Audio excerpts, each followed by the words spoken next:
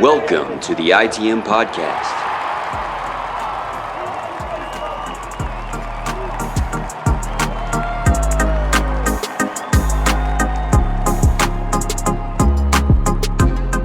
This is episode 219 of the ITM Podcast, the official Boston Red Sox podcast of the CLNS Media Network, brought to you by PrizePicks, the exclusive daily fantasy partner of the CLNS Media Network, and brought to you by Game Time, best place to buy tickets to sports, concerts. What else has tickets, Scott? Comedy shows. Comedy shows, sure. If you like to laugh, go to Game Time. Use the code CLNS. Get $20 off your first purchase. Terms apply. And the Boston Red Sox just might actually have a fun trade deadline if Alex Cora has anything to say about it. My name's Joey Copponi. That's Scott Neville. Scott, what's going on, dude? It's a weird one. Weird series, being in person, not knowing there was going to be any rain Wednesday. That was kind of threw me off a little bit, but it was, I'll talk about that. That was interesting. Had an interesting night. Did you only went to the Wednesday inning and a half, right? Correct. Yeah. Would have liked to have been there. Well, would have liked to have gone. Well, but you couldn't let two of us in. For some reason, they started giving you precedence over me, and I think that must be a clerical error. No, that on their was part, because they had it figured out. They must have flip-flopped something. They did flip-flop, and it was because my company raised hell on them, I think, but not enough to get two passes like we had last year. What are you going to do? Yeah, we'll get in there. We'll get in there soon enough. I want to kick this show off because we are coming back here. Let me tell you, Scott, I really, really thought after game one, the Red Sox had a chance to hit our magical number that you and I both agreed on, that I came up with. That's my idea that you jumped on the bandwagon for, of 8 games over 500. There's some not relevant details in there, but yeah.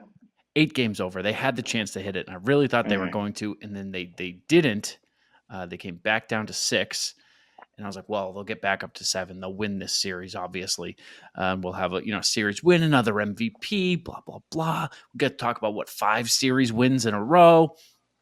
Closing out June without having lost a series. Still true. Which is still true, because this is, do you call this a split? What do you call this? Not until August 25th or 6th or whatever it is. But yeah, no, I mean, for all intents and purposes, it's a split. It's a split. It's like a half. What's half a split? Oh, yeah, no, but it's like it's more like a tie game right now. It's like an active thing. They split a 3-game series is what happened. Correct. Is what I would say. Thank you. I was sounding stupid there. You've never sounded stupid once in your life. What are you talking about, dude? That's true. What are you talking about? Alex Cora said some things this week that got me, that got you, that got you listening at home fired up. And I don't even have to ask you at home. I know it did. In case you missed it, in case you've been under a dang rock, here's what he said. Yeah, but at the same time, honestly, we didn't get better. We just stayed the same, and the teams around us got better. I can walk you through the trading deadline the way I see it, right? Like, there's three ways you can go, right? You buy, you sell, you stay put. And when you stay put, well, there's going to be teams that they added, right? And they're going to be better than you. It's not that your team was a bad team, but the other ones around you got better. And when you 1 game back, 2 games back, yeah, we played well until Jaron got hurt last year and Casas, right? But that was it. We didn't have more, right? And we'll see what happens in a month and a half. We just got to keep playing better baseball. And I know we've been talking about the wild card and all that stuff. Let's get greedy. There's team ahead of us that they're not playing good baseball. And I know probably one of them is only for 5 days. But there's more out there. And I think this brand of baseball, we can maintain the way we're playing. And, let's not settle for the 3rd wild card. Let's go higher and see where the season takes us. There's certain things in ball. Sorry, you go. I was just gonna say thank you, Alex, for coming on. Yeah, Alex. You only had 1 minute and 12 seconds, but thank you so much for your 72 seconds, my good friend, Alex Cora, ITM alumni. You just got to go back about 218 episodes. There are things in the game of baseball and in this world of sports, my good friend Scott, that you just got to say. You lose a game, you get a mic in your face, you got to say, yeah, we got to be better. A lot of opportunities that, we got to take advantage of. And I just got to get back out there tomorrow and, do our thing. And when you win, you hit the walk-off, and you got to say, team game, couldn't do it without my teammates, blah, blah, blah, right? Things you just have to say. That's not something you have to say. That's not an obligatory, yeah, let's win the division. That's what you have to say. That's a guy who wants to win so bad. He wants to win so bad. And my actual first thought when I watched that, this guy fucking hates Heim still. Yeah, I can see that. Him being like, you not adding at the deadline actually makes you worse. You standing pat at the deadline makes you worse, is directly a Heim Bloom jab. It's him saying, these past few years have been beyond frustrating. For the love of God, can we do something this year? We have a new GM. Can we please, for the love of fuck, do something and make something of this team and have higher aspirations than sneaking in with the guys we got plus Urias? I always, is it Julio? Was it Julio? Luis. It was Luis. Yeah, I agree. I think it's funny because I don't know how to feel about Breslow. I feel like the thing that I cannot stop thinking about in my head is how many times this offseason he said that he did not want to give up future wins for current wins. And that is the entire buyer's trade deadline. And because of that, I had to write an article about the Athletics' Jim Bowden throwing out the idea of a buyer-buyer trade where we trade Kenley for a back-end starter or something along those lines. And I was just like, I will kill myself if we do that. That's kind of where I landed, was like, Kenley, I don't think, he's a 36-year-old closer. And if we could get technically if we could get, put him in a package for a 2-year rental, or like you could get him this year and next year, it's like, oh, well, you got better overall. It's like, okay, but also I'm going to kill myself. I think there is a world where you can do both. Like, you can sell and buy, and you can still actually get significantly better, because we've talked about it already. Like, there is a Kenley replacement. Liam Hendriks is throwing balls, dude. He threw 18 fastballs the other day. That is a good point, but it would, okay, I'm going to give one scenario off the top of my head where I'd be okay with it. You can do Kenley or Chris Martin. Either of those players, you assume that you're in this scenario that Liam Hendriks is going to play in the second half. I have doubts that he will be a meaningful contributor, but whatever. If at all, I feel like he might not come back to August, July, but August, September. If you traded Kenley or Chris Martin in a deal for someone like Jack Flaherty, that would maybe make sense. Now, this wouldn't be a buyer deal, because that actually makes sense, because the Tigers are kind of not sure what to do.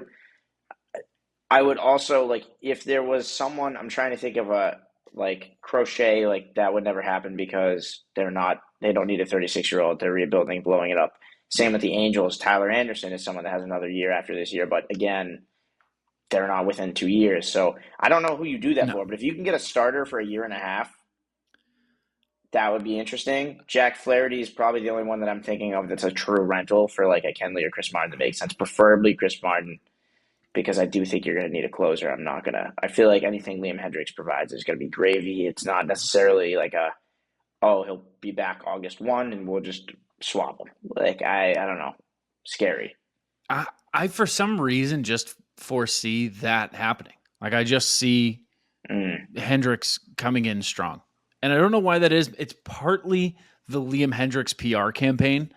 I think it's getting in my head that I see him everywhere. That he, catches all the first pitches, unless it's Alex Cooper on the mound and Triston Casas insists on doing it himself.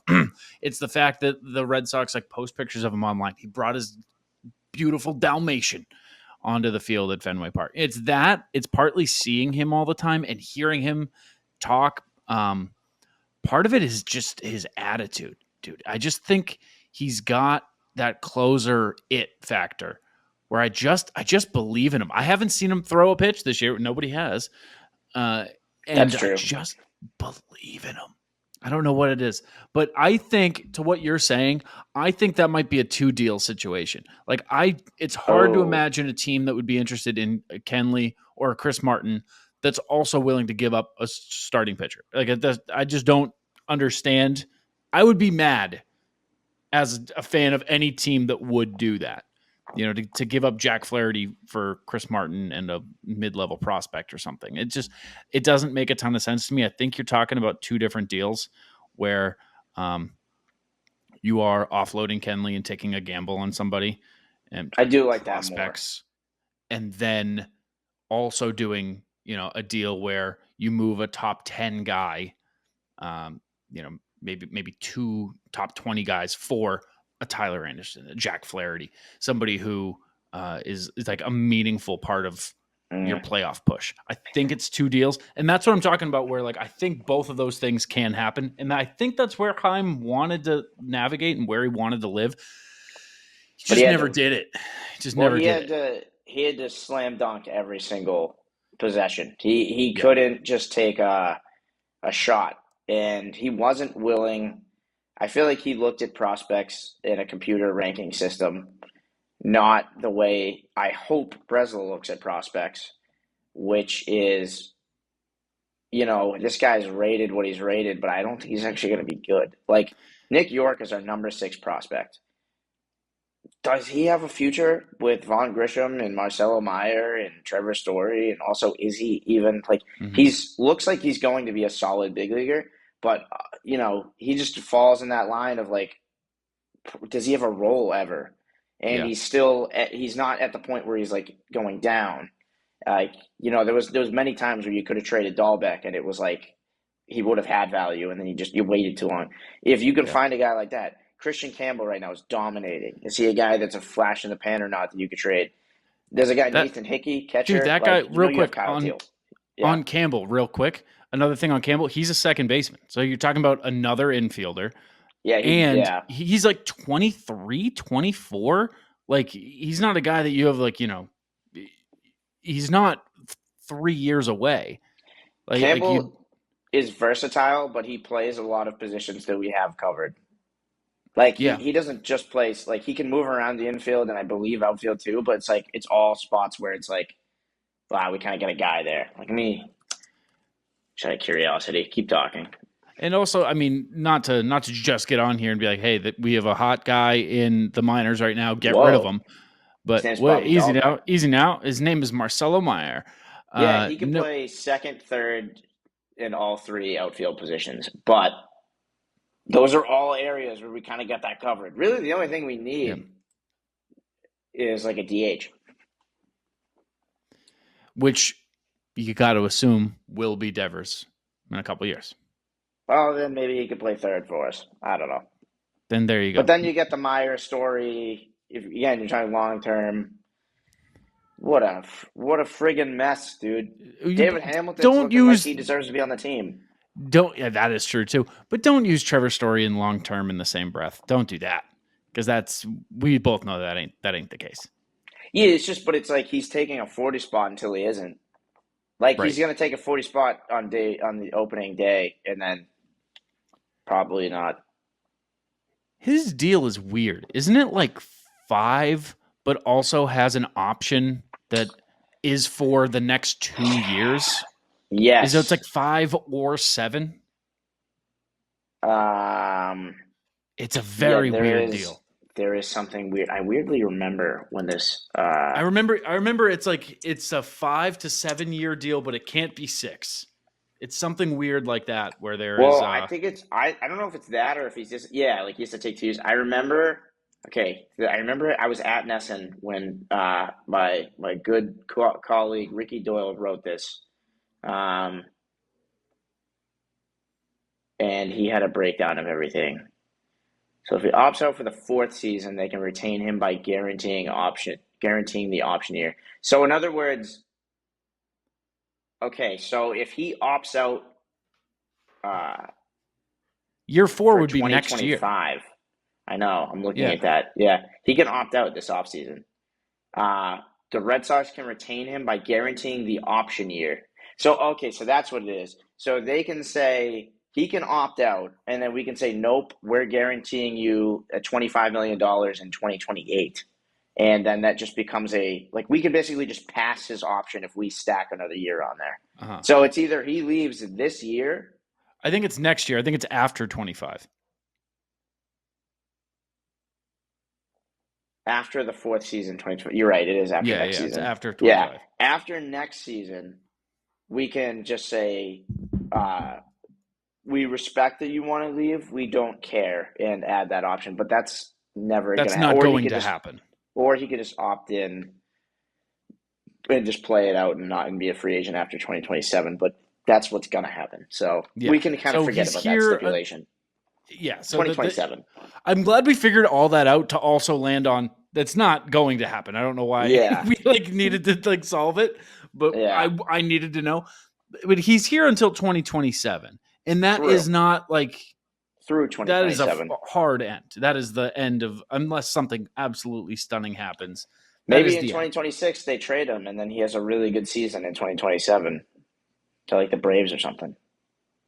Maybe you look at the contract where you go, there's no way you can move that, and the Braves take him when he becomes a National League starting all-star game caliber player. Trevor Story does scream salary dump at some point, be it 26 or 27, to just get him off the books. It does scream that would be the case, especially when you have 12 infielders coming up, who apparently are all next coming. Yeah, I didn't have this conversation on this episode's list of topics, but that's where we are, getting into the Trevor Story contract. It has to do with everything, though. My point through all of that 20-minute conversation was to say that Dombrowski did a really good job of saying, I know Yohan Moncada and Devers are up there. I have a feeling Devers is going to be better, so we're going to keep Devers or we're going to trade Moncada. And that did pretty well. I know Michael Kopech is doing really well on Baseball America's Top 100. I don't believe it, and I think that's a stupid thing to care about. And he did that, and I hope Breslow sees it that way instead of just looking at them as numbers, which I'm kind of afraid he might do. Because if that's the case, he's going to look at any trade of a prospect as a loss for the future. It's so weird because you can make an argument to yourself that either one could be the case, because former player, he of course has the feel and is going to use his heart a little bit more than his brain sometimes, and that's what you need. You gotta make those gut decisions. But also, every time that you've said it, I want to be do we think Craig Breslow is not buried in a spreadsheet every second of the day? Yeah, that's who he is. He's the nerdiest nerd there's ever nerded. And he just happened to be a baseball player for a little bit. He had an elastic shoulder, but he's also a nerd. And it's hard for me to believe he's not looking at these guys like numbers. But again, we fucking do not know until next month. What we need from him, what we need at this deadline, is we need the Craig Breslow that said, you know what? Let's put Alex Verdugo on the Yankees. Yeah. That's exactly what they need right now. It's going to help them win the division. Don't care. I think we got a good deal here. We're going to do it anyway. And then we're going to make that same trade and get O'Neill. The opposite of that, where you give up a bunch of garbage pitchers and you get Tyler O'Neill, who's a good player. And you just look at that trade and you go, oh, well, that was an obvious win. I can't believe that worked. Yeah. I mean, maybe that is the one to point to, because the Verdugo trade seems to be working pretty well. I don't know if you guys have seen Alex Verdugo's. He's 2 for 2 on notable trades. No, sorry. Breslow, the whole right field swap, both trades appear to be very good. And also the only one that you really look at and you go, that hasn't worked out yet, is the Isaiah Campbell one, but that one didn't matter. Yeah. That was for a guy that I think the Mariners have DFA'd by now. I'm pretty sure. Going back to the Sale trade that you mentioned a little bit ago, can you imagine if Dombrowski did trade Devers instead of Moncada? I was reminded of that recently, and it blew my mind how scary that is. I mean, I don't even know if that's the right comp. I think it might be more like Benintendi versus Moncada. Reportedly, they wanted Devers, and Dombrowski said, we're not trading him. Like, he was involved in one of the trade proposals that was sent from Chicago. Like, as they were back and forth, at one point, Chicago targeted Devers as part of that package, and he said, that's a no-go. We'll give you these guys. Supposedly, that's what happened. So, yeah, that was very close. Benintendi was also Dave. somebody they didn't keep. Yeah, but I don't know if that was that trade or in general. That was just a guy that, people talked about being a potential trade guy. They also traded for Craig Kimbrell, and you gave up Manuel Margot. Another one where it's like, right. I'm okay with that. So he did blow up the farm system, but there aren't many people you're going to point to and go, we shouldn't have traded that guy. Speaking of trades, hear me out. Blue Jays get Triston Casas and Wilyer Abreu. Red Sox get Vladimir Guerrero. That is a tweet. That is not from my brain. For anybody who is listening who maybe isn't as active on Twitter.com as I am, that is from a very, very cool podcast that threw out a very, very cool idea that everyone responded to accordingly by saying, shut the fuck up. What a dumbass thing to say. Why would you give them two players who are better than the return?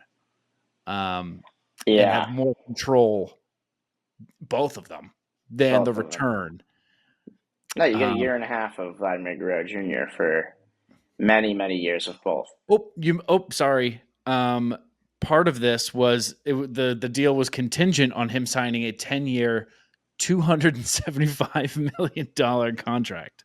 Right. You sign an overweight guy to a massive deal. That's always been historically good for the Red Sox. You don't even wait for him to hit the market and see what the market's like. You just sign him for $275 million. By the way, he's not getting that on the trajectory he's on, but that's regardless. He's a DH. They try him at first, they try him at third. He sucks at everything defensively. He gets 180. And regardless of Vladdy, that's just one of those things. I got sent a text of that tweet, and it's kind of had a debate of are they actually that stupid, or did they go to the school of Kirk Minahan and Felger and Maz, and they're just trying to piss people off? And I think it's probably a little bit of both, but I do think you send that tweet just for what happened, which is they got a ton of engagement. We're talking about it right now, and that's a route you can go. People seem to think. I feel like a lot of the people that have that mindset always are like, "Well, hey, it works. Like I rile you up, and look how successful I am." It's like, yeah, but for every one of you, there is a guy that is not a jackass, that is also equally successful. It's weird. It's two very different kinds of disdain that I have, because I hate the Felgers of the world. Like I don't need like in sports, I like there to be a Manny Machado. I like there to be an A-Rod. I want a villain. Pundit. Yeah, not as an analyst, as a talking head, as a radio person. I don't need that at all. It's so strange. Like I get it, but I don't get it at all. I think it's really, really forced and hacky and hackneyed, but I think these people are genuinely very, very dumb. I don't think that they are. You think it's real? I think I've listened to a little bit of their show because people have been like, yo, go to 12 minutes here and listen for a minute. It's surprisingly bad. It's like people who listened to Felger and Maz a little bit and were like, oh, that's what sports talk is. and then made a show where they go like, yeah, he sucks. Yep. And David Ortiz sucked too.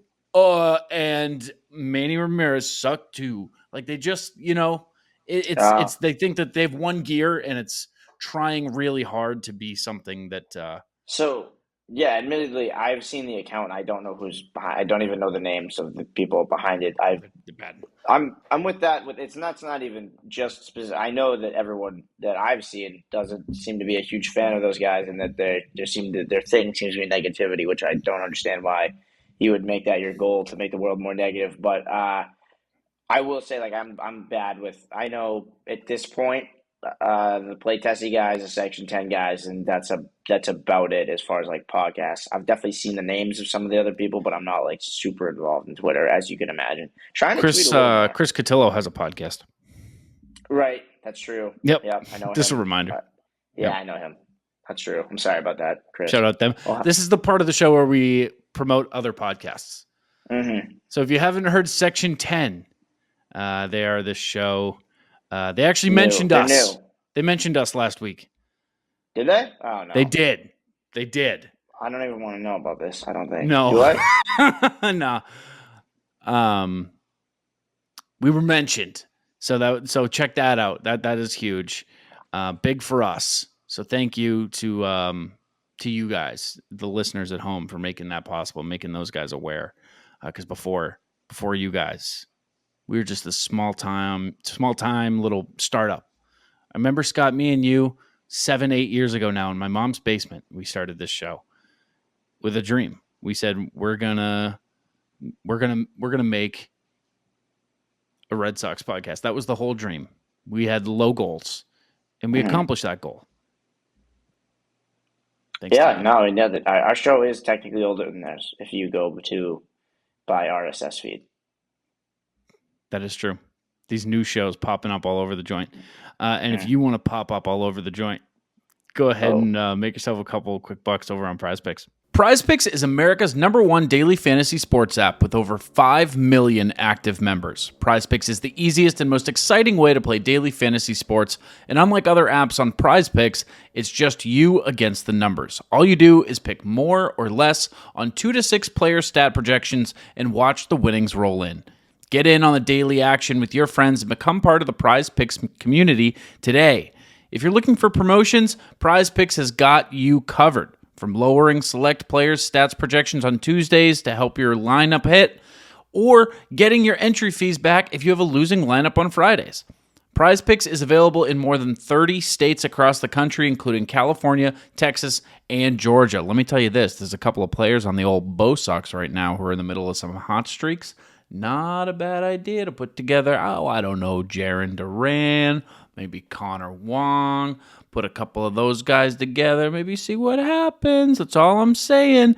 Download the PrizePicks app today and use code CLNS for a first deposit match up to $100. That's code CLNS on PrizePicks for a deposit match up to $100. Pick more, pick less. That was a weird place to cut that off because I wasn't done with all my thoughts. Vladimir Guerrero Jr. hit the farthest home run I can remember in the modern era of Fenway Park. And then the next day, our baby boy went and hit one 4 feet shorter. Two things. One, if they're within 4 feet, give them the 4 feet. I don't know if StatCast is like, it's just an automatic. I think it's just an automatic projection. I don't think that it's like a person doing it. Fudge the numbers. Change that for me a little bit, would you? But also, Rafi's 467 didn't look anything like 467. I'm sorry, it didn't look like it. I would say that Vladdy's was more of a noticeable distance. I do wonder, though, if that's because of for me personally, it's very hard for me to see a ball go to right field and be like, that was a bomb. It's a lot easier for me to see it clear the stadium and left and go, wow. When some of those balls would have gone just as far further to the right side, but it's like, oh, it's in the 6th row. I don't know, you get the bullpen and then I don't know. It looks so much further when it goes clear as the monster to me. I think that's an optics thing. I am so glad you said that because basically any right field home run, I feel like I have to manufacture a little bit like, oh, that's deeper than Usual. other ones. 2 rows back. 2 more rows back than usual. Yeah, it's like you have to remind yourself, where do the other ones land? Is it not that far? Yeah. Yeah. There's no definitive like defining feature. You know what I mean? Like, I don't know, Angels Park, you can be Angels Park, Angel Stadium, you can be like, oh, that's, there's the rocks and whatever. There's things, there's Yankee Stadium. There's a second deck. Yeah, the Marlins have they used to have the big the statue. The statue, and then there was something in left field too. I want to say it's a train. I know Houston has a train. They had something along those lines that you could hit over, where it was like, oh wow, that went over the tracks, or something like that. I think it was Stan that had there was a famous call of his. He didn't make the call; he hit the home run. That would have been cool if he was mic'd up and called his own home run, but that was not the case. It was MVP Stan. There's something in left center where he hit one that was like. I want to say they say tracks, but I don't know enough about the stadium. We need one more. Obviously, our friend Steve would say the Coke bottles. There's got to be one more thing. Yeah, put it in right. Take away some seats and obstruct the views more. Good call. Of the people in the seats. Do you think they're juicing the balls? Second half, you think they're going to juice the balls? Because I don't know if you saw the Alex Spear tweet. It's going to take me a minute to find it here. But home runs are going further, dude. I don't know if you've caught that. But they all of a sudden started going a little bit further. Have you been noticing this in your own data? I would say that the only times I've really noticed it was this week with Vladdy and Devers. And the Devers one where he fell and shouldn't have gone out. I don't know how he did that. He tripped or he went in the wrong batter's box and it cleared. And then obviously there was a couple big ones after. So I guess this week I didn't notice it before. I think my thing with the juice baseball is I just don't care at all. The only thing I care about is evening out when there's juiced balls because the data for Judge's historic season, they said that there was a report that he had juiced balls way, way more. The Yankees were playing games with juice balls way, way more than everyone else. That's obviously stupid. It's still even within that game. It's just inflating all of the personal statistics to a level that's insane. But I don't understand the need to because my thing is why infuse it when you could just be if juice balls are better for baseball, just give them juice balls all the time. I think it's a matter of, if I had to guess here, because I think I have a logical answer to that. I think it's a matter of you get the balls that you get, especially to start a year, and there's so many factors and so many sources that go into creating a baseball, right? The rubber core, and then the ceramic that goes on it, or not ceramic, the paste that goes on it. Then there's 2 different kinds of yarn that go on it. And then there's leather that goes over that. And I guess the stitching, if you want to include that, sure. The stitching too. Each one of those things is independently sourced from different places. So small variations in each of them make for a different baseball. So I think it could be something where home runs are down, offense is down. And the league can maybe just say something like, we need a new batch. And you roll the dice again to just see if you get better ones. That's interesting. I think if I had to guess, this whole juicing the balls thing is an order for new balls. It does seem like there's 2 types though, or maybe they're just generalizing it. It isn't like that, and it's just every ball flies different. Maybe if they tested 10, they would have varying results as opposed to more these 5 went this far, these 5 went this far. It probably it has to be more variance because of what you just said. Yeah, I don't know. That's just a storyline. The only thing that's ever interested me about the juice ball conversation was when they were judges. They were trying to get Judge the record, basically, was with the implication. And I have no idea if that was a real credible report or not, but that was intriguing to me. Other than that, I'm I don't care if you juice the balls today and not tomorrow. It doesn't make any sense. I think it's unfair. For pitchers specifically, I don't know why you wouldn't just say we're either juicing all the balls or none of the balls, but I think baseballs are fine. I think we're okay. Yeah, I think the other theory is that they switch them out. This one's a little more crazy. The other theory is that they switch them out year by year for depending on what the free agent class looks like. No, that's dumb. Yeah, That's that are like incredibly if there's a stupid. lot of pitchers in the upcoming free agent class, You juice them, that they juice them, down. and then vice versa. Yeah, to keep. Yeah, that's so dumb. That's so dumb. It's not even worth talking about further. Yeah, that's the theory, though. There was another thing along those lines I wanted to talk about, but I think we'll save that one and probably talk about these games a little bit. Brian Bello. Ugh. Worst start of his career. Is that fair? I didn't even think to say that before it just started coming out of my mouth. So I don't really have the numbers to back that up. Certainly the worst start of his season. He went 2 1/3 innings, gave up 7 runs. Left a couple on too when he came out, didn't he? Didn't he have 2 on?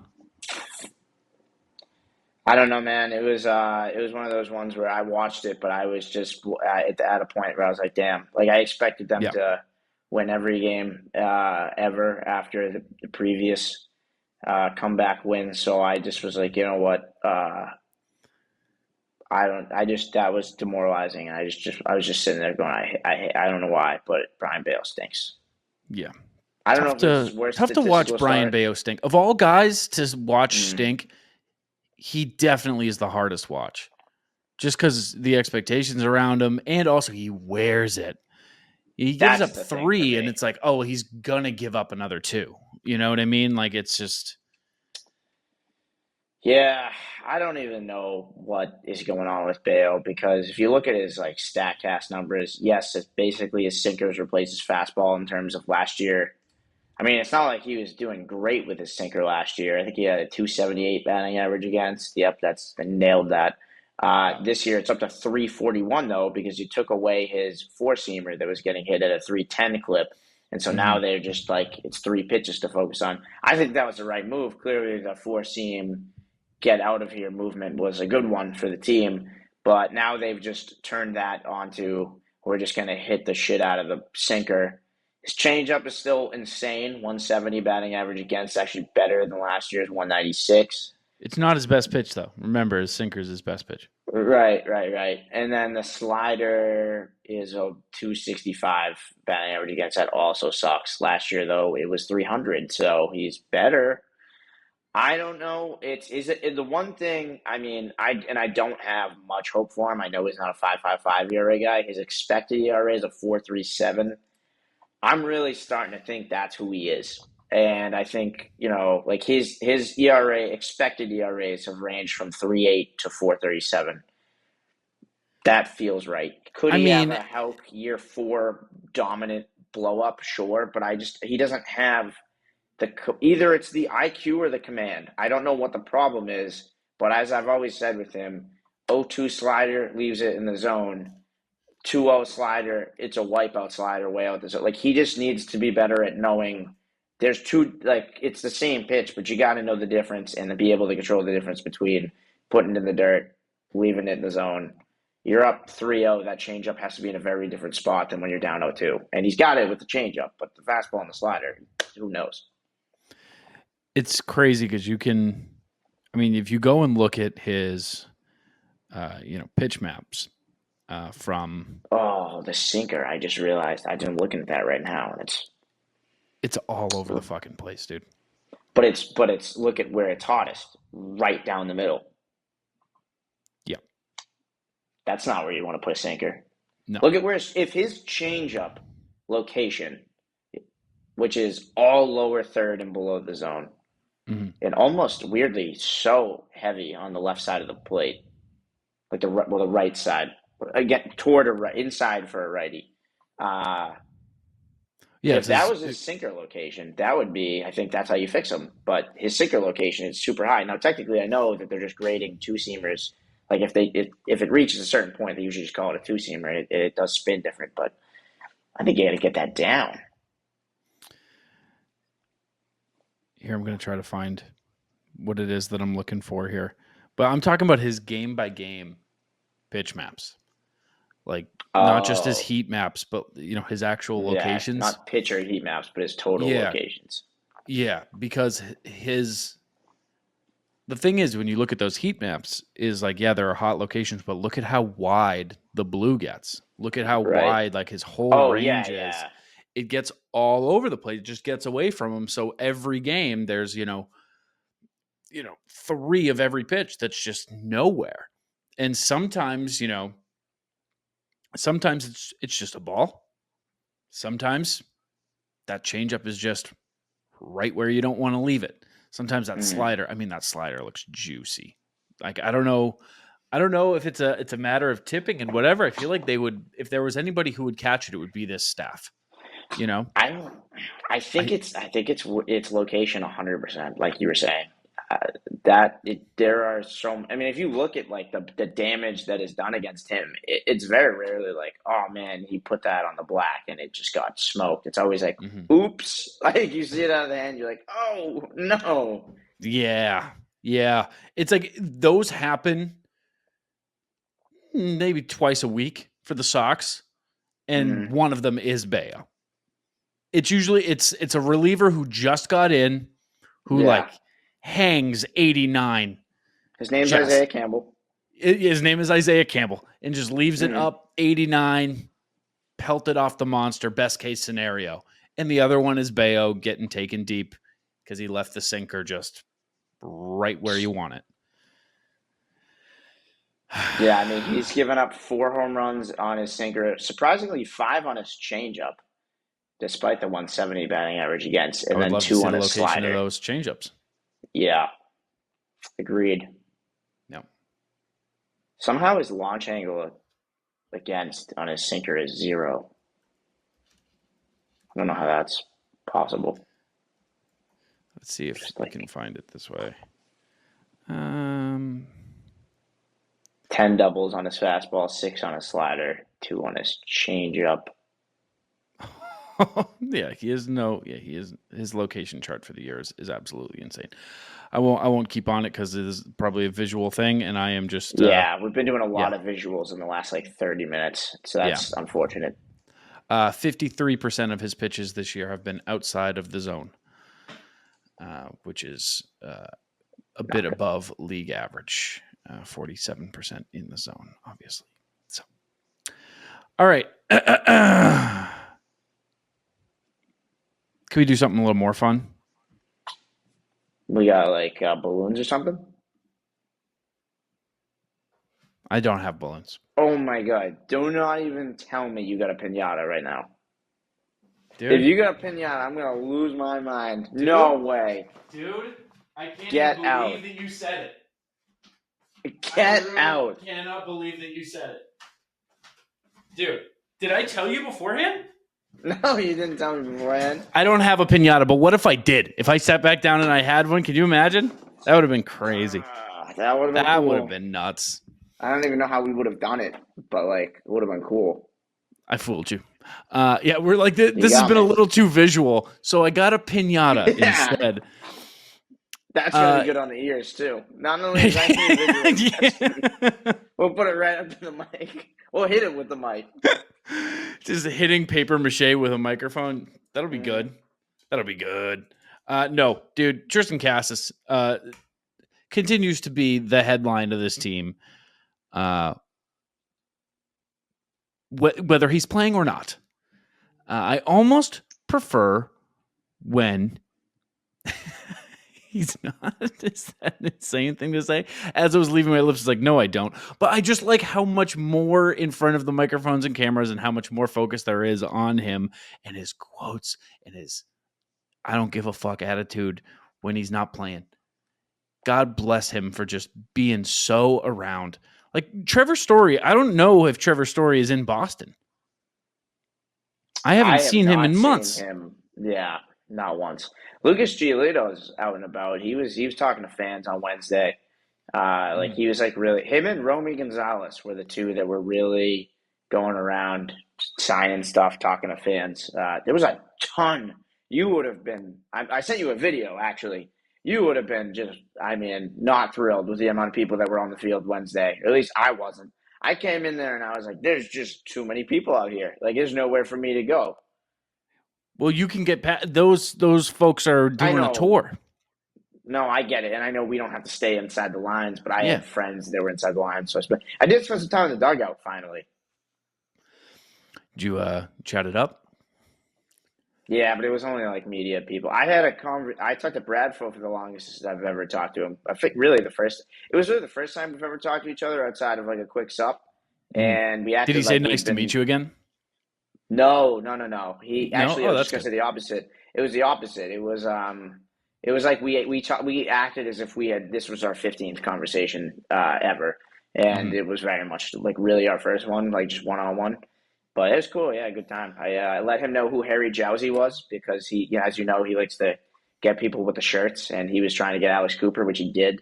And I was like, you gotta watch out for this Harry guy too. Not like a hairy man, but like his name is Harry. Yep. And he's like a reality TV guy that's with Alex, and I was like, he's also as big of a person. Like, you should get him if you can as well. And I don't think he did, but he was like, thanks for the tip off, and he gave me a shirt.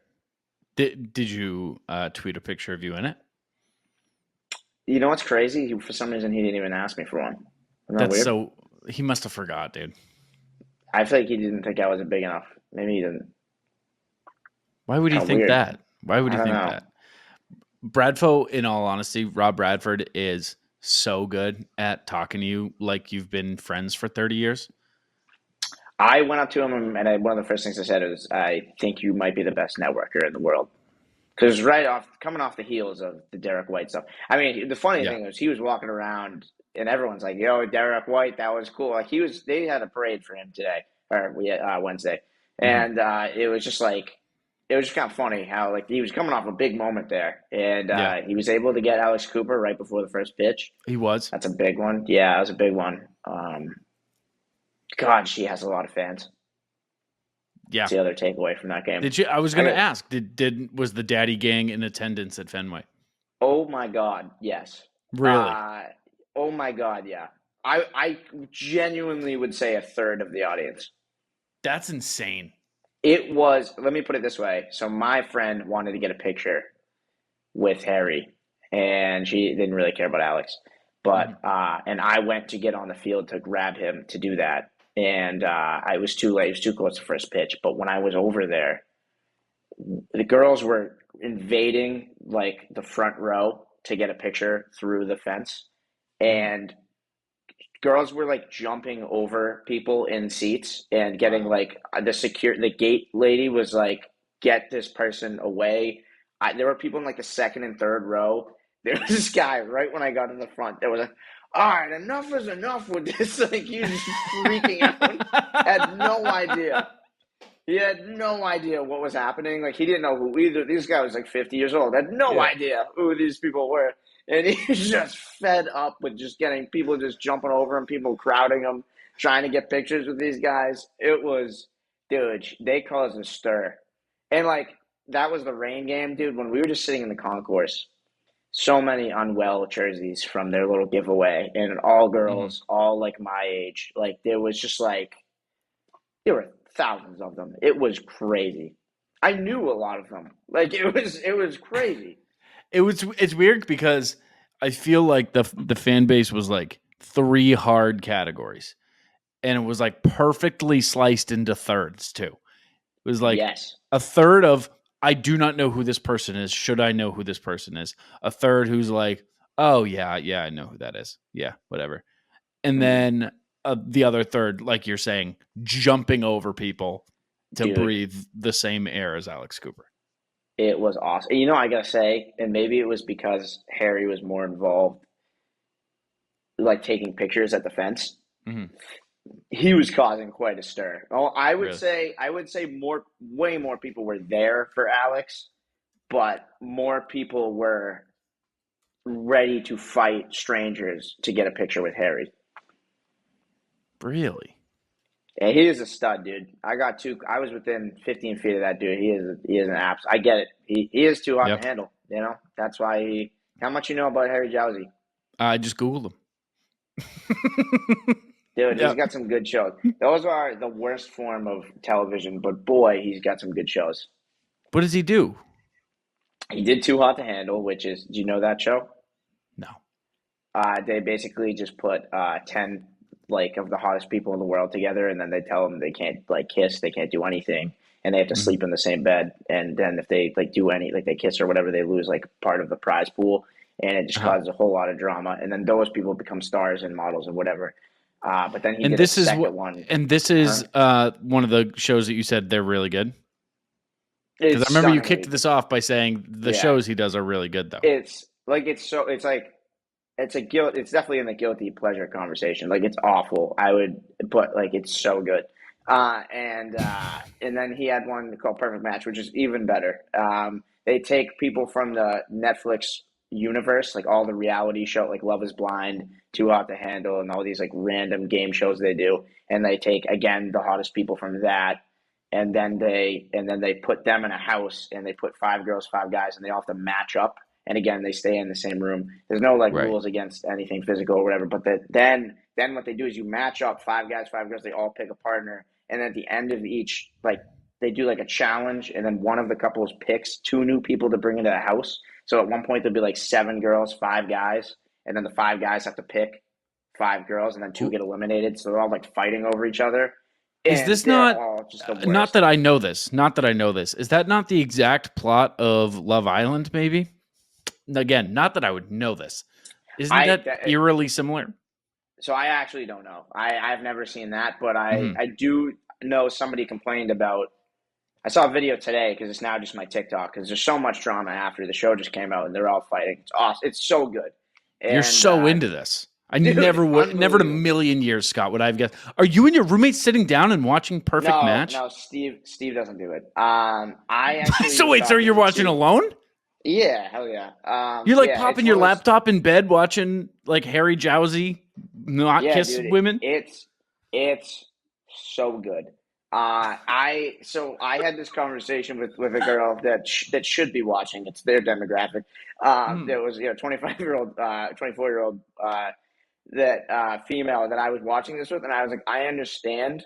I was like, it's the most strange, thing that least fitting thing about me and my personality, and it's only these 2 shows. Like, that's it. Like, there's no other reality TV I think I'll ever watch. I don't know how I watched them at first, but they're so good. This is stunning information. Yeah, it makes no sense for me. Like your interests, real TV much. Your interests that I know of are baseball, money, going to the club, going to the gym. I think that's it. Yeah, you nailed it. And then also like dating shows. Yeah, just the Netflix ones are so good. I would never watch one on TV. I don't know how it happened, but I agree. I said, like, literally yesterday, I was like, this is the one thing about like you do like a multiple choice of like which one doesn't fit out of the grouping here, and that's the one. And I don't know why, but it's I'm just saying, give it a shot, man. If you're bored, it's so good. I just got a proposition to start Love Island. So I think I might. I don't know. Take them up I don't know on if that. it's good, but I'm telling you, yeah, it's interesting. It's so much. And then what's cool is like the Perfect Match is the all-star game for the other shows, so you'll recognize the other. You'll be like, oh, like Harry Jowsey. Like, you'd be like, oh, that's fucking no way. He's in. They got Harry.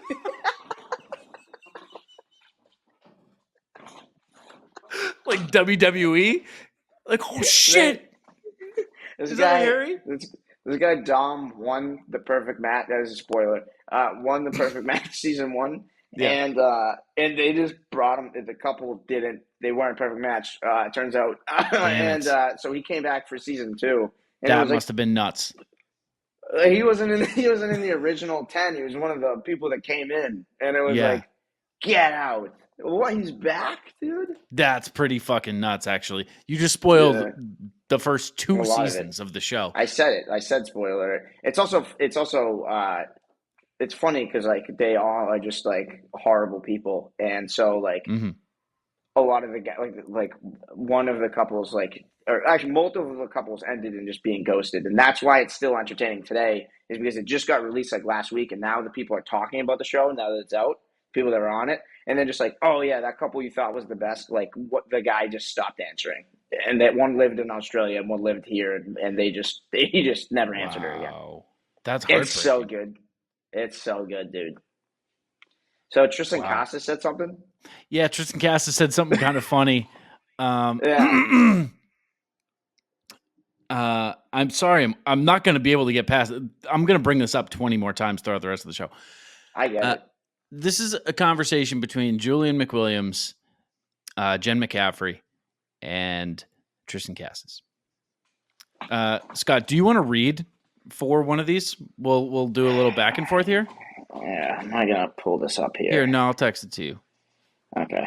Boom. This is like you be Julian and Jen, and I want to hear a different voice for each of them too. I'm not gonna do that, and I'm also not gonna go with a women's voice out of respect. I'm just gonna read this straight. Although I haven't done a table reading in a while.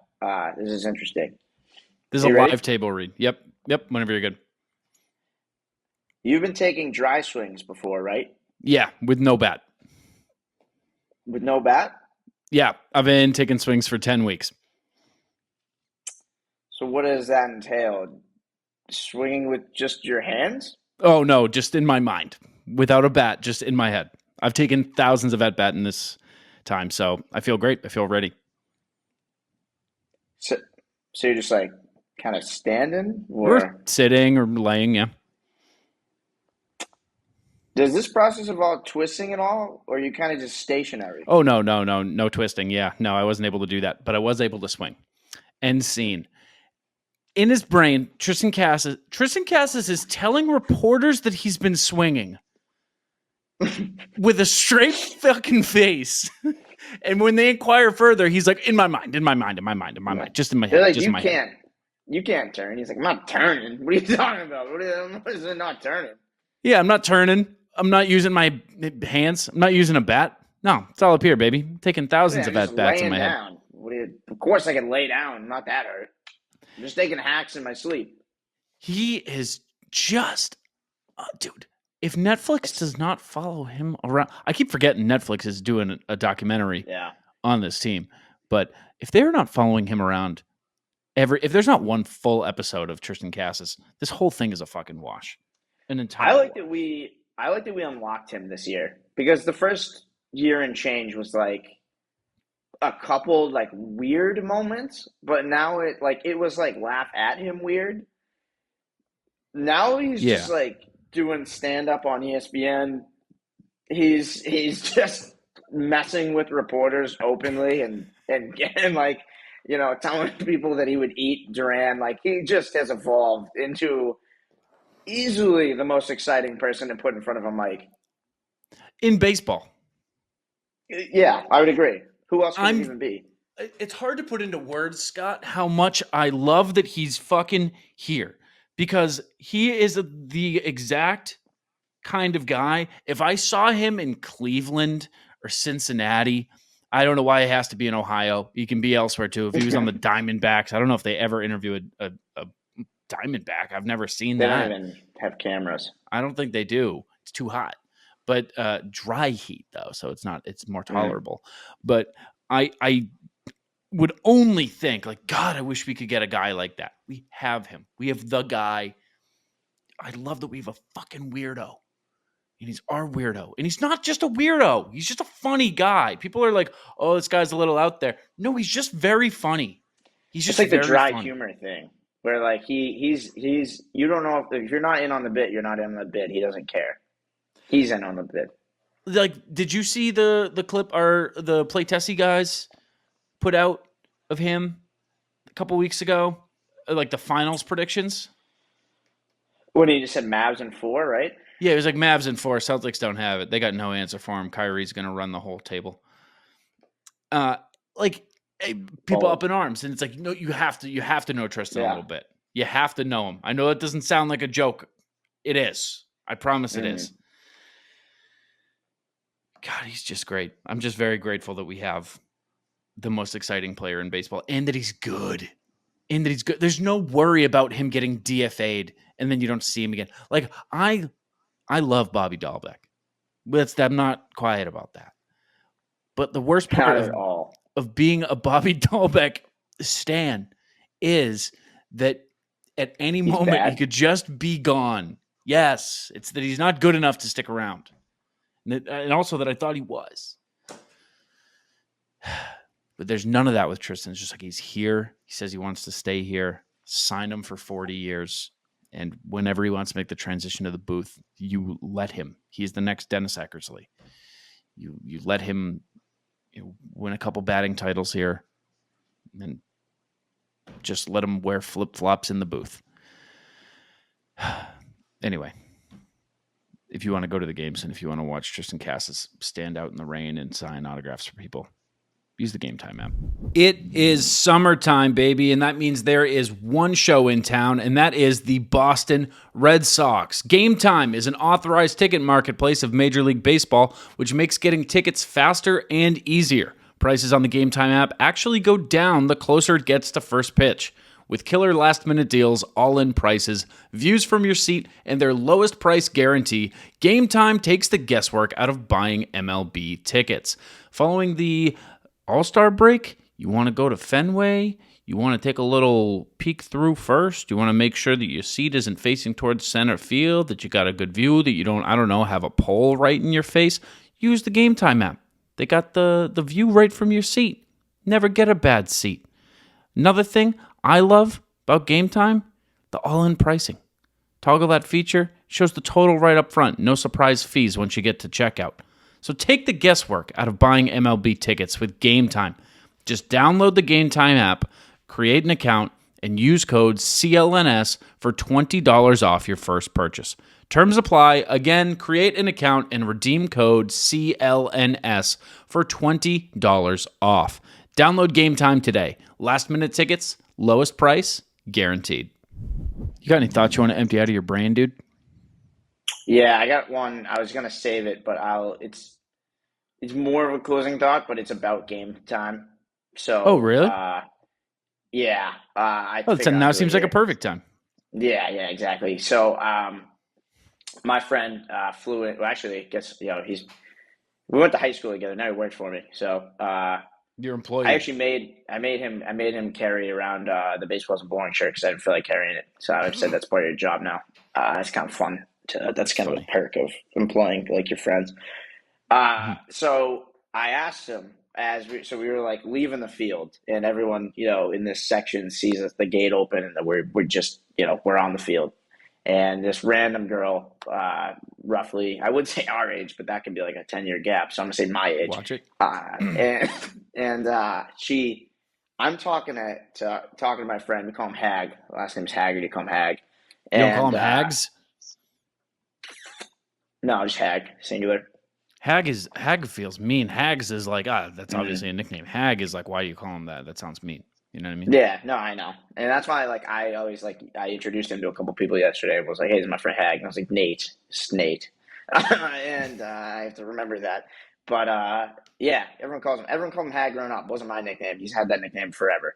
Mm-hmm. And so I'm talking to him, and he's like, yeah, I was able to get a ticket for like $30 or whatever. And I was like, I said something like, oh, like, did you, because before I asked him about the promo code, like if he used it, and I was like, did you use the promo code? And like, as I'm coming up, that random girl was like, oh, like, how do you get a media pass? Like, how do you get into media?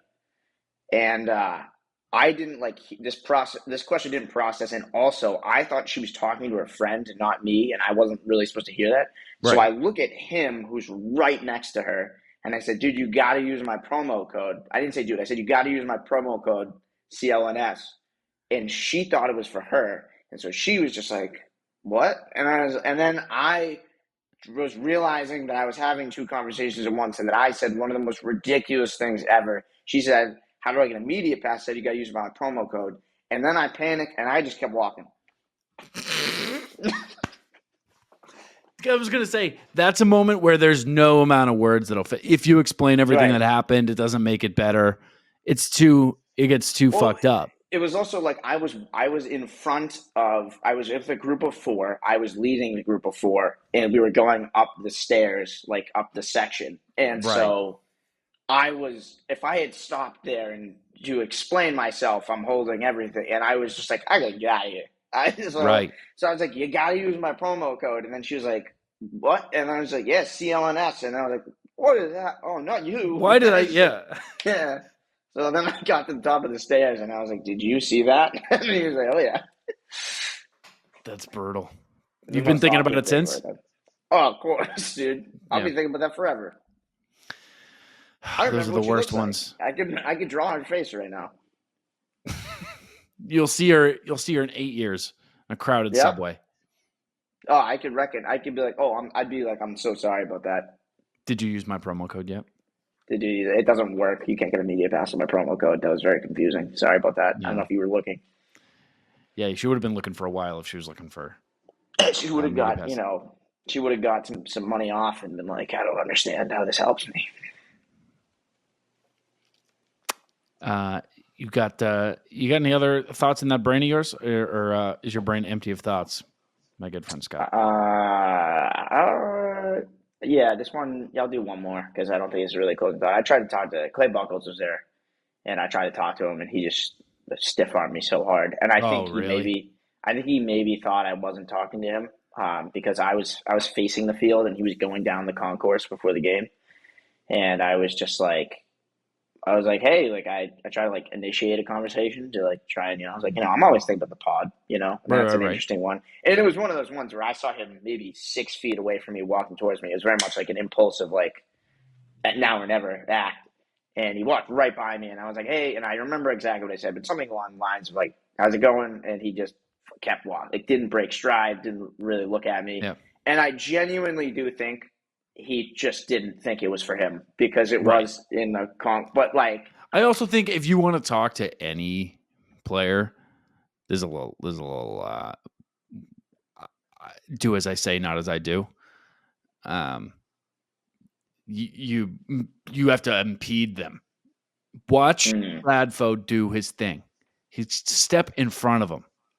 Everybody knew him was the problem when I was watching him, and I didn't get to see Alex. I saw him do it. I was where we normally stand watching him do his thing, so I was about 100 feet above him, so I couldn't really get a great watch on that. But yeah, he got it done, man. Damn, he got it done. I thought you messed up when you texted me Clay Buchholz.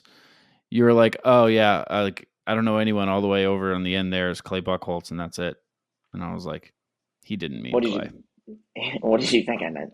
I don't know. I thought you just fucked up somebody's name. Yeah, I thought you just fucked up an active player. I was like, I'm not going to correct him. You just text me. Oh man, Clay Buchholz hasn't been on the team since like 2016. Scott, Clay's not on the team, man. No, I think he was on in 17. I would bet that he was on the team in 17. I don't know. Couldn't tell. I remember I went to Baltimore in 2017. And I think Clay was still on the team. I know in 2015 he was one of our 5 aces. That's true. Mm-hmm. That's true. He did that. Actually, let me double check. When was Clay Buchholz final? Yeah, this is such an easy thing to not have to talk about like back and forth trying to figure out when you can just Google. Yeah. You just look it up. Ain't no fucking way did he pitch until 2019. Not for us though. Not for us. No, I'm talking about us. Here it was 16.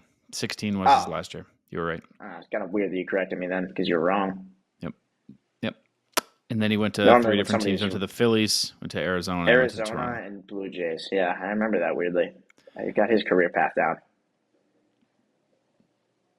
That's very weird that you know that. 12 starts with the Blue Jays, a 69 ERA plus. Off the back of his 6.56 ERA.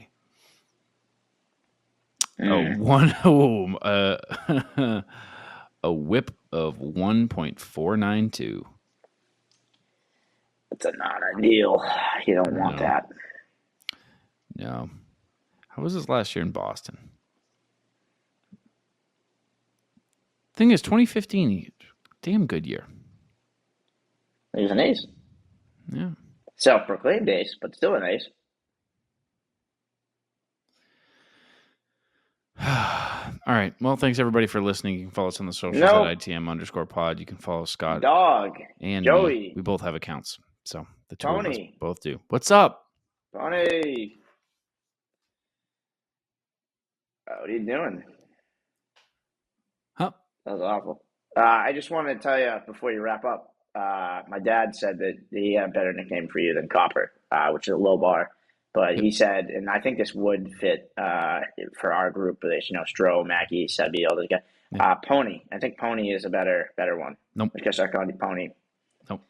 Yeah, no, please everybody tweet at him and say, hey, what's up, Pony? Nope. What's going on? It's not going to work. Yeah, I know what you're trying. No, it's I'm just not saying, gonna work. Great episode, Pony. That was awesome. That was a great episode, Pony. Pone dog. Pony. The fake Italian. In a high school, when you said pone, in high school, in the locker room, like my area, I self-proclaimed as the Capone zone.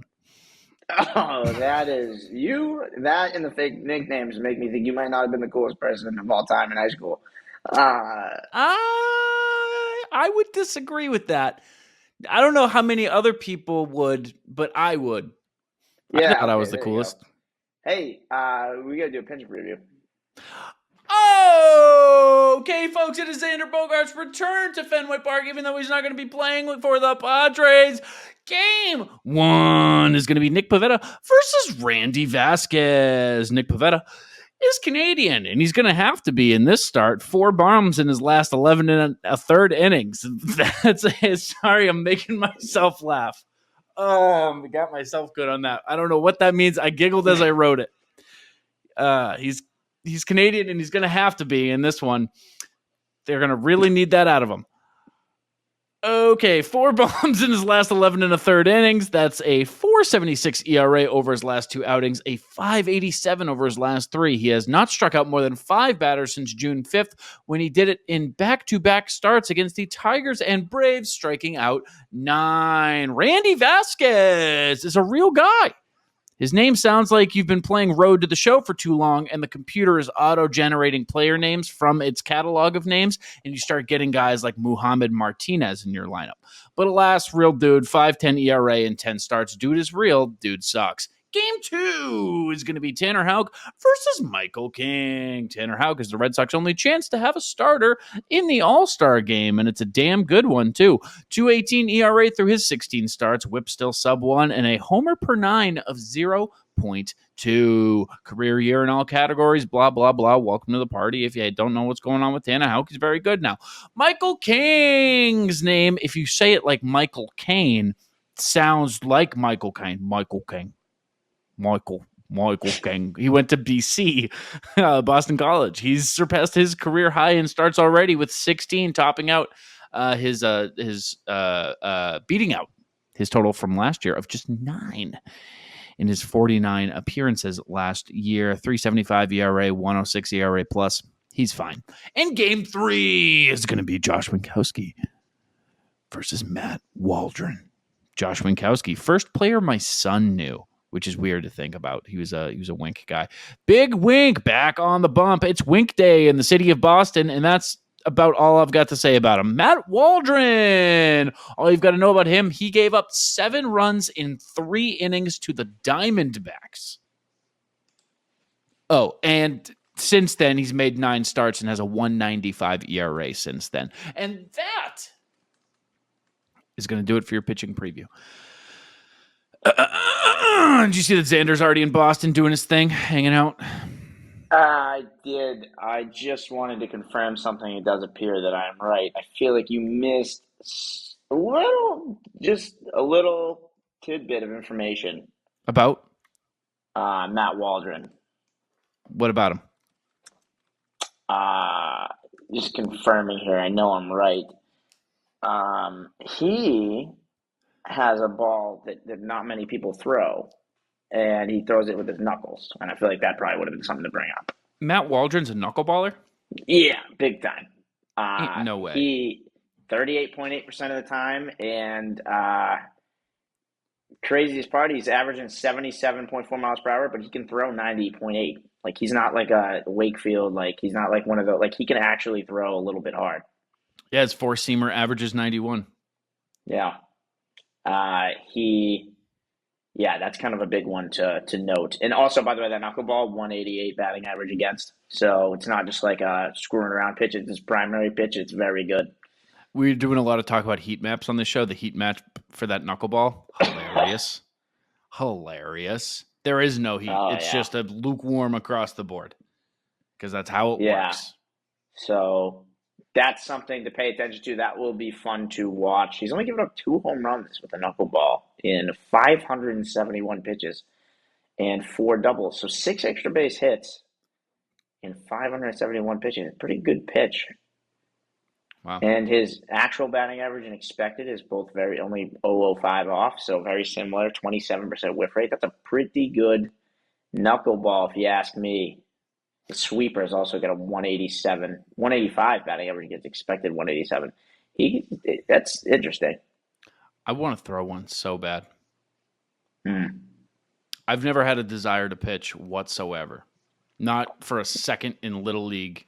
Never. Really? Never. Not even kind of. But I would love to be like, the last position player who comes in a 15-inning game, and I can throw a knuckleball, and that's it. And it's been decent one. I faced a kid who, in high school, had a real legit knuckleball and could throw like 80. Wow. Actually, we weren't even. Yeah, I guess it would have been early high school. It was one of those. It was an AAU thing, but it would have been high school. That was unique. Got the thing about that is, I feel like a 50-mile-an-hour knuckleball is batting practice. I feel like it needs to be going certain miles per hour to have its movement. No? This thing was moving okay, like good enough to be like a genuine pitch. And then the thing about it was just the velo change. Like it was, at that point he was one of the hardest pitchers I'd ever faced, like velocity wise. And he had a legitimate knuckleball, which is obviously the first time I'd ever really seen a knuckleball that didn't suck. Right. So, but bases loaded, 2 out, 3-run double. That was gave us a lead in an AAU tournament. The best hit of my entire life. Wow. I'm glad you could talk about it. Was it off the knuckle or was it that 80-mile-an-hour? No, it was the heat. It was the heat. I couldn't. I don't think I would have hit the knuckle. I don't remember my approach from like 7 years ago, but I think so because I don't think I would. I know I didn't swing at the knuckle, and I think I maybe got it. It wasn't full count. I maybe got it once or twice, but it wasn't like something I was like, okay, I got to figure this out. It was also the first at bat, so yeah, I felt good though. It was really cool. That's great. Cool moment. We're all really happy for you. But my mom panicked when I hit it, so she like ended the recording. So it's just like a 1 second. It's just like, and then you don't see anything else, but you hear the crowd pop a little bit. Kind of cool. There's a tournament. There was actually like people there. Joe Girardi's kid was in the tournament. Who's? Joe Girardi. Oh. They said Joe DiMaggio a little bit there. Nope. To try to be like, no, also he wasn't. No, he would have been older than me probably. Probably a little bit. Mm-hmm. I don't think he was playing 15U at that point or whatever it was, 16U, whatever it was. Yeah. Somewhere in that 14, 16 range. I don't have a closing thought other than... Oh, we didn't do like previews at all or like what do we think's going to happen here? Oh. 2 out of 3?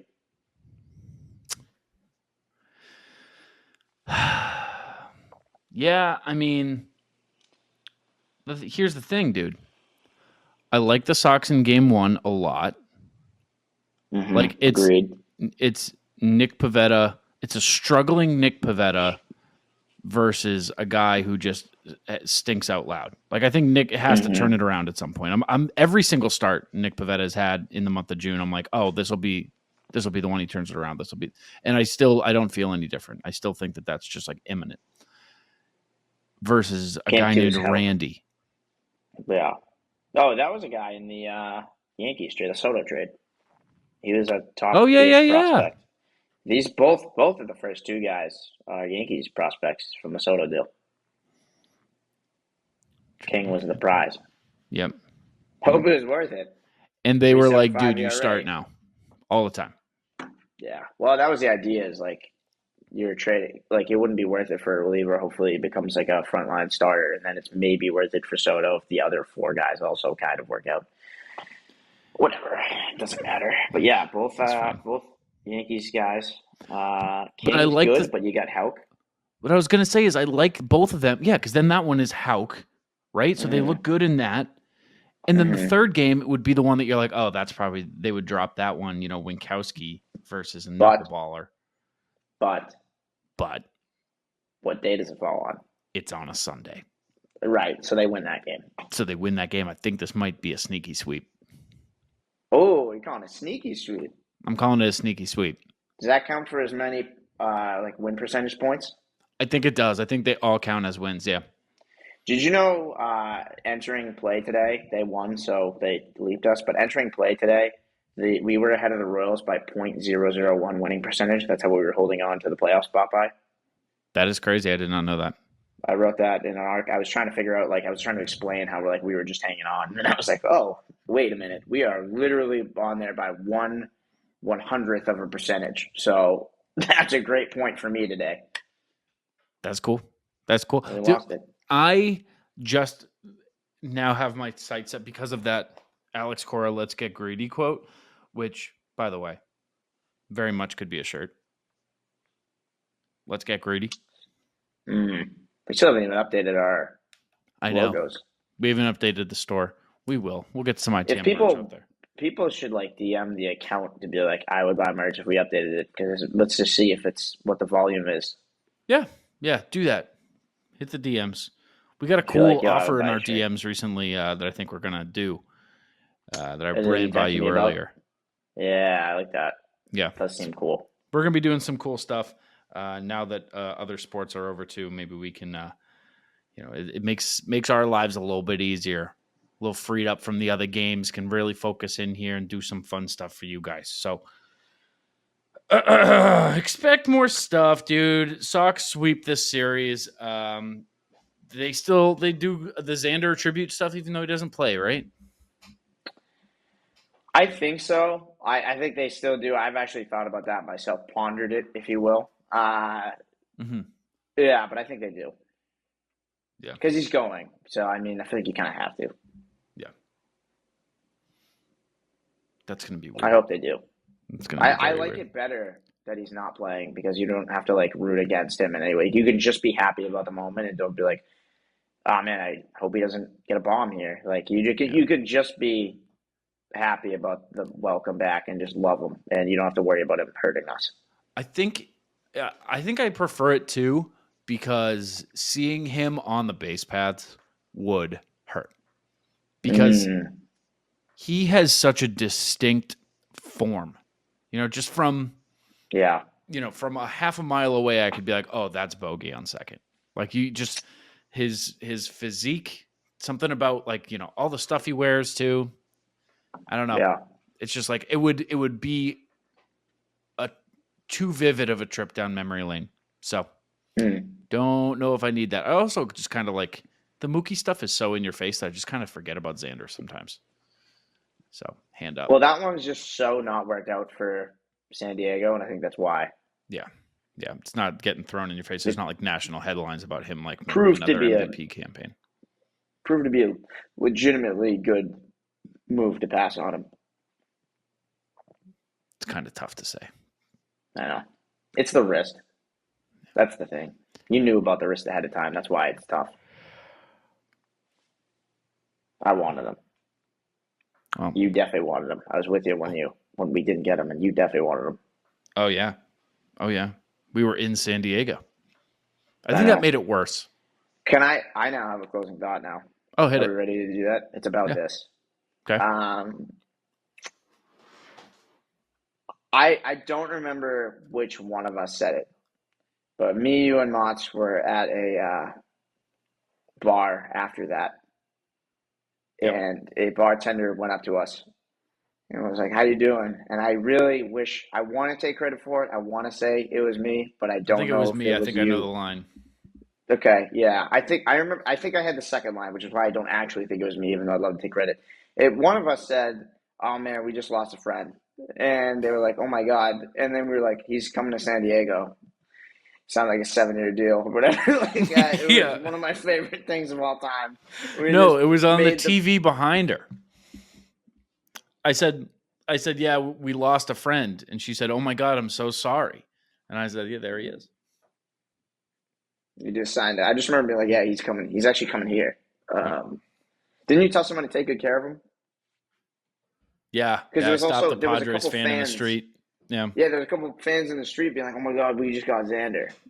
Yeah. That was emotional, dude. Watching people Yeah. celebrate Xander. That was so hard. And that I was like stopping. watching... Obviously, we had more than a few drinks in us, but I was stopping Padres fans in the street being like, Yeah. "You take good care of my boy now."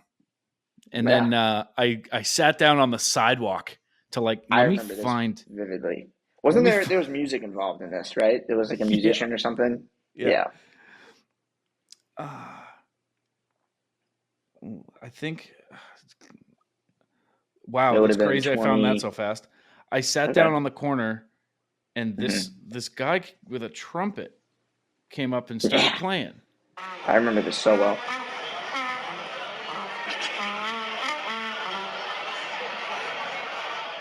Just horribly. I was like, "What is this?" I remember that. Oh man, you were by yourself in that moment.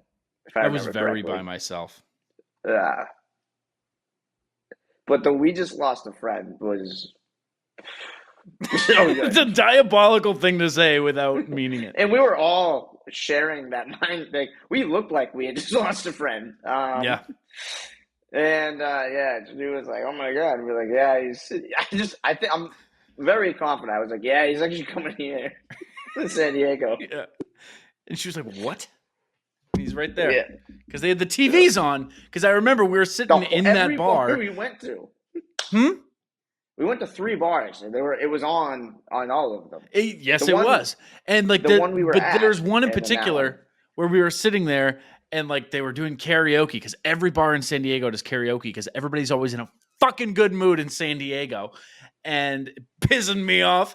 And the people on the stage were singing oh God, I think it was like Third Eye Blind.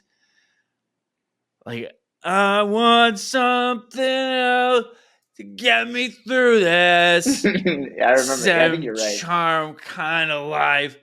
And on the TVs, we're all just like, Xander Bogaerts, Xander Bogaerts, Xander Bogaerts. It's like Scott Van Pelt just being like, "What a big move this was for San Diego." I was like, I can't believe I'm here right now. Of all the places to be in the world, this is the last one that I want to be in. It was our last night, too. Yeah, it was. So it was like, get hungover for the flight home in the morning.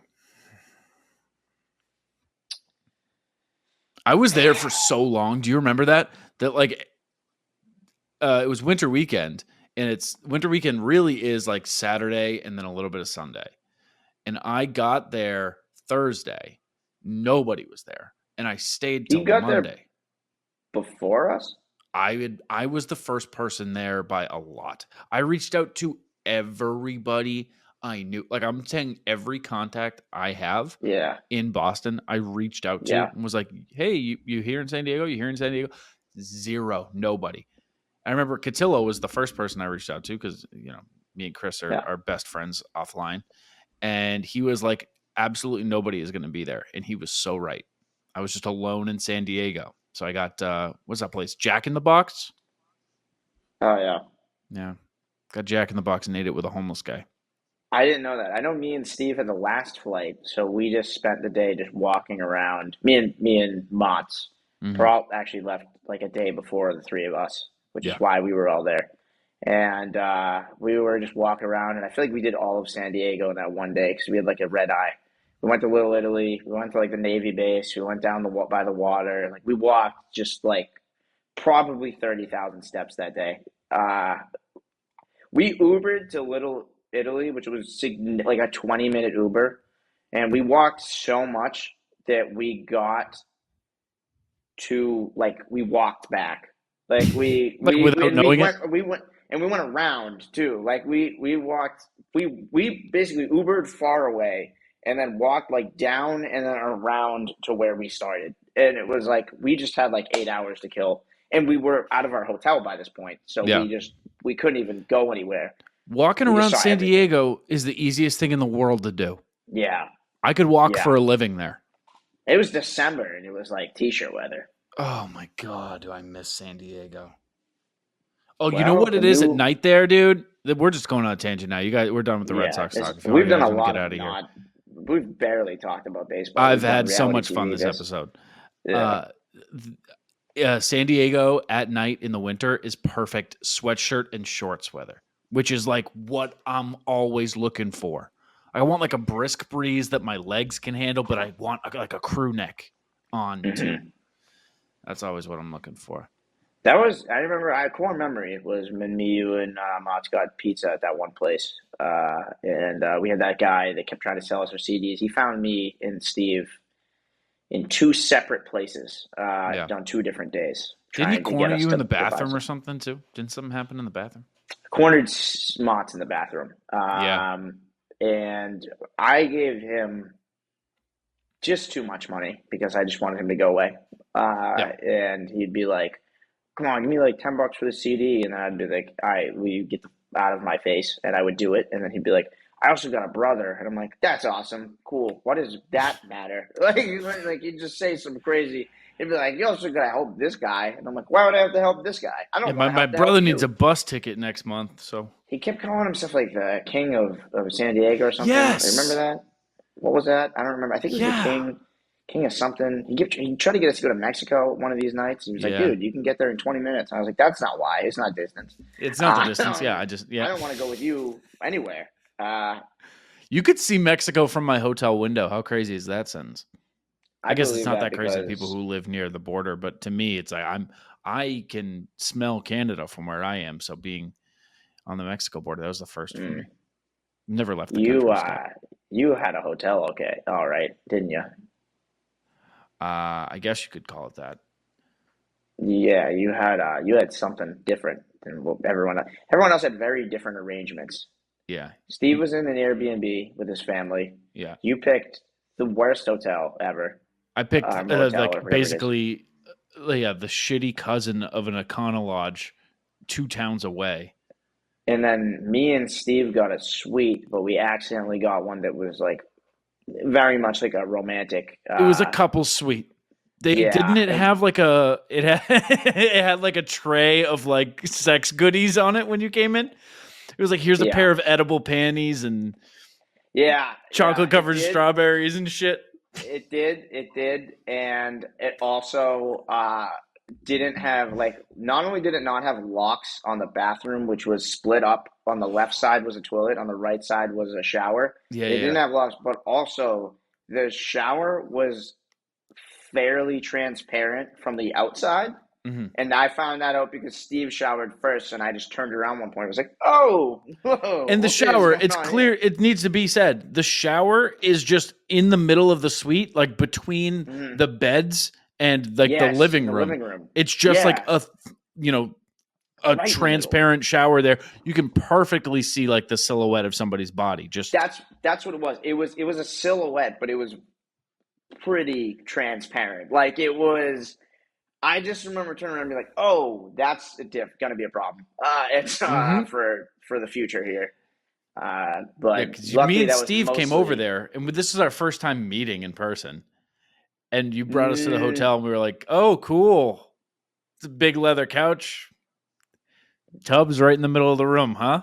It's cool." It was one of those things where it didn't really hit me until I think you specifically said it, and I was like, "Oh yeah, everything's red."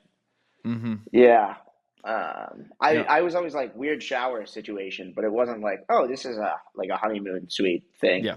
They don't market it. It's a sex thing. Yeah. That's what you got. It wasn't marketed. It's just one giant heart-shaped bed. You're like, I didn't even notice, dude. What? This is weird. That's the weird part about it. It was a 2-bed suite. So that is why true. Would it be that is true. Why was it like that? Who was that for? a couple that just really needs their sleep. I don't know. That was interesting. And you're right. That was like the site. We met outside, I think, of Winter Weekend, but then we went there. I think we went outside Winter Weekend, went inside there for a little bit, got food at that burger place, and then went to my place and we recorded video. It was like 30 minutes long. That's still out there. On the old channel. The old channel. Well, go subscribe on the new channel if you don't mind. You can find it in our link tree. You can find our link tree on our socials. You can find our socials at ITM_pod. You can find me at Joey Copponi. You can follow him at Scott Neville 46, just like David Krejci. And until Sunday, you guys just keep living it up. Live it up out there for me. Live long. Live strong. Go nuts this weekend. Do By something golly, irrational. get arrested. Just once. For nothing important. Just. Can you tell people to break the law? I don't know. Sue Do me. it. I don't know. Yeah. Thanks, Prize Picks. Thanks, Game Time. For Scott Neville and Joey Copponi, go Sox, kid.